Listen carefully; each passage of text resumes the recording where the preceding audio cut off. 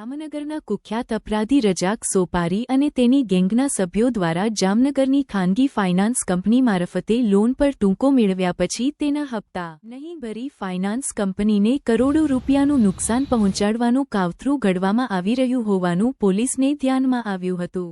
પોલીસે રજાક સોપારી અને તેની ગેંગના સભ્યો સામે ગુનો નોંધ્યા પછી 12 શખ્સોની અટકાયત કરી લીધી છે। સૌરાષ્ટ્રભરમાંથી અંદાજે આવા 36 જેટલા ટ્રકોની ખરીદી કરીને તેના હપ્તા નહીં ભરી ફાઇનાન્સ કંપનીને આશરે 13 કરોડ રૂપિયાનું નુકસાન પહોંચાડવામાં આવી। તેમજ ટ્રકોને સીઝ કરવાની કાર્યવાહી કરતા સમયે રજાક સોપારી અને તેની ગેંગ દ્વારા ઉપરોક્ત ટ્રકો રજાક સોપારીના છે તેમ કહી ખાનગી ફાઇનાન્સ કંપનીના કર્મચારીઓને ધમકાવવામાં આવતા હતા અને મોટું આર્થિક નુકસાન પહોંચાડવામાં આવી રહ્યું હતું।